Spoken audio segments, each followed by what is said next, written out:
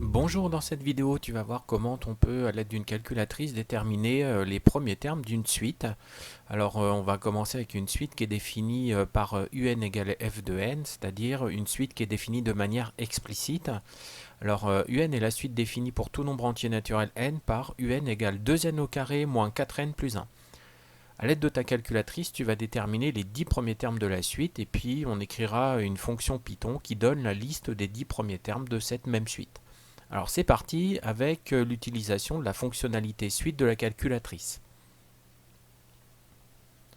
Donc on va aller récupérer l'onglet suite et puis on va tout simplement ajouter une suite. Alors tu as trois choix possibles, nous on va prendre le premier puisque c'est explicite, donc il suffit juste que tu saisisses l'expression donc 2n au carré moins 4n plus 1. Et puis en fait, c'est pas plus compliqué que ça. Donc tu appuies sur exe et tu vas simplement demander d'afficher les premières valeurs de cette suite. Donc tu vois, U0 est égal à 1, U1 est égal à moins 1, U2 est égal à 1, U3 est égal à 17, à 7, etc., etc. U9 égale à 127. Donc tu as les 10 premiers termes de U0 jusqu'à U9 qui s'affichent sur ta calculatrice. C'est pas plus compliqué que ça. Bon, alors maintenant, on va voir une première fonction Python possible pour que tu puisses obtenir assez rapidement la liste des 10 premiers termes de cette suite. Donc, tu vas aller dans le menu Python, et puis là, tu descends tout en bas de la liste pour ajouter un script. Voilà. Donc, tu fais ajouter un script, tu lui donnes un nom approprié. Bon, là, on va l'appeler terme. Voilà, terme au pluriel. Très bien. Donc parfait, donc exe et puis on va commencer à saisir notre fonction. Alors pour définir une fonction, tu vas aller dans la valise et c'est tout en bas, tu vas aller dans le menu fonction et puis là tu choisis def. Donc bon, on va lui donner un nom à notre fonction facile à retenir, def terme au pluriel et puis elle va dépendre d'un paramètre, le paramètre n qui va donner la longueur de notre liste. On va avoir une liste de n premiers termes de notre suite. Alors tu vas définir une liste justement, donc grand L égale, tu vas créer une liste vide. Donc tu la mets crochet crochet comme ça avec les crochets qui sont prévus sur la calculatrice. Et puis on va remplir cette liste au fur et à mesure à l'intérieur d'une boucle. Donc tu choisis for i in range n. Le premier, donc for i in range n, et on va utiliser l'instruction suivante, l.append. Alors l.append, ça te permet de remplir une liste au fur et à mesure du passage dans les boucles, dans la boucle. Donc l.append, alors on va remplir notre liste avec quoi? Et bien justement, c'est le moment de récupérer la formule explicite. Donc 2 fois i au carré, donc tu tapes 2 étoile i étoile étoile 2, ça c'est pour 2i au carré, moins 4 fois i plus 1. Voilà. Et puis une fois que c'est terminé, tu fermes la parenthèse et tu retournes dans fonction. Et là, tu demandes simplement que ça te retourne la liste en fin de boucle, donc return grand L. Voilà, tout simplement. Donc une fonction qui prend 4 lignes avec une boucle for. Alors on va aller l'exécuter, tu vas voir, c'est assez simple. Donc tu veux les 10 premiers termes, tu tapes terme entre parenthèses 10. Le paramètre n, là, il est égal à 10. Et puis là, tu as tes 10 premiers termes, donc 1, moins 1, 1, 7, 17, etc. On reconnaît les termes, les 10 premiers termes de notre suite qu'on a vu précédemment avec l'utilisation du menu suite de la calculatrice. Très bien. Alors, il y a une deuxième façon de s'y prendre, c'est un tout petit peu plus élaboré. Donc, on reprend notre script terme. Ce qu'on va faire, en fait, le programme va être un peu plus court. On va le modifier de la façon suivante. Donc, tout ça, tu effaces. Voilà, le return grand L, on en aura besoin, donc on va le garder. Et puis, alors une deuxième façon de procéder, c'est tout simplement d'indiquer à notre liste ce qu'il y a dedans. Alors, bah, ce qu'il y a dedans, on le sait, c'est il va y avoir les nombres qui sont construits comme ça. Donc, 2 fois i étoile étoile 2, ça veut dire 2 fois i au carré, moins 4 fois i, plus 1. Et là, c'est là qu'on va mettre for i in range n. Donc, on retourne dans la valise, voilà, c'est ça.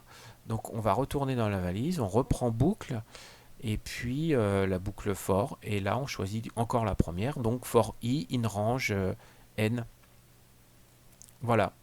Donc en fait, tu indiques à l'intérieur de ta liste les nombres que tu veux y mettre.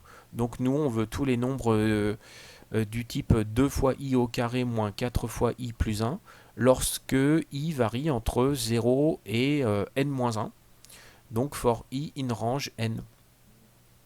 Voilà, alors on vérifie qu'il n'y a pas trop d'erreurs. Et puis bah, ça a l'air de bien se passer. Et puis on va remonter l'instruction return d'une ligne. Voilà. Alors on va juste l'indenter correctement. Je la mets au bout, je fais entrer. Voilà, elle est indentée correctement. Et puis ben, on va aller lancer notre petit programme. Donc tu vas dans terme, tu vas sur la droite et là tu fais exécuter le script. Et encore une fois, tu tapes terme 10.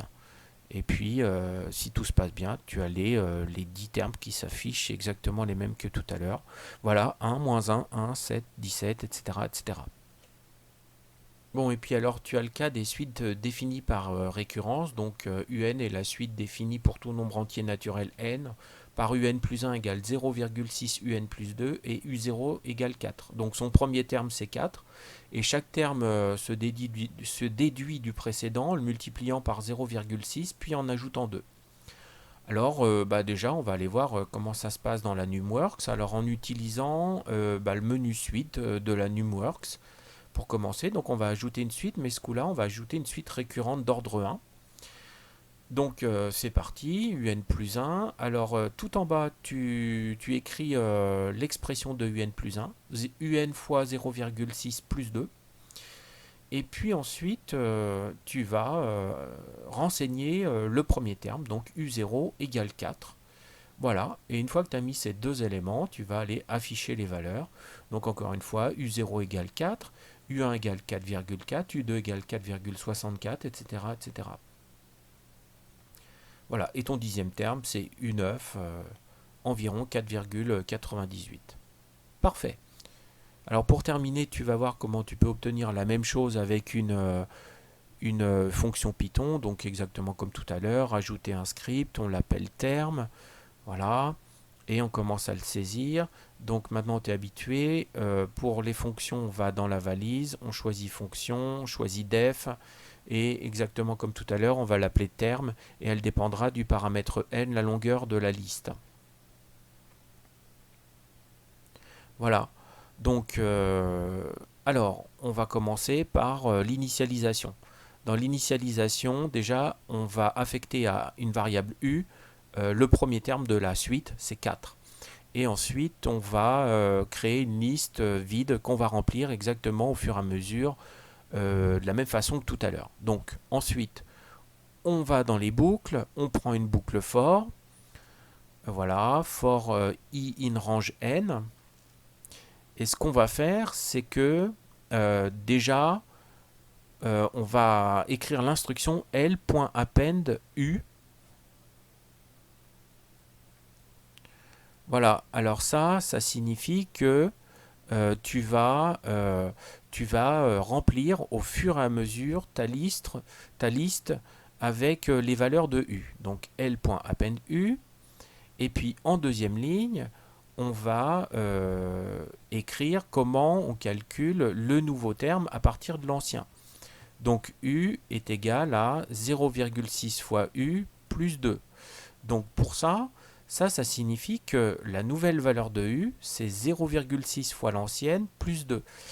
Et ça, c'est exactement ce qui est écrit dans la relation de récurrence. Chaque terme de cette suite s'obtient à partir du précédent en le multipliant par 0,6 et en ajoutant 2.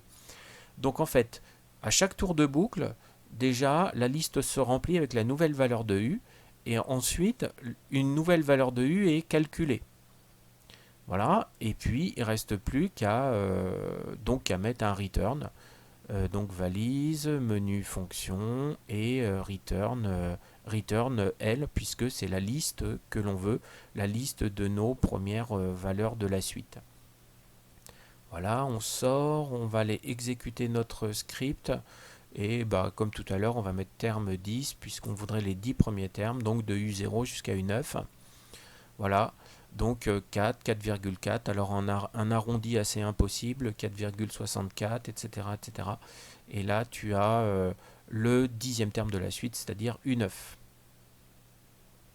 Alors, je te conseille de refaire ces procédures. Il faut que tu saches le faire soit avec le menu de la calculatrice, soit en écrivant un petit programme en Python. Cette séquence est terminée, à bientôt.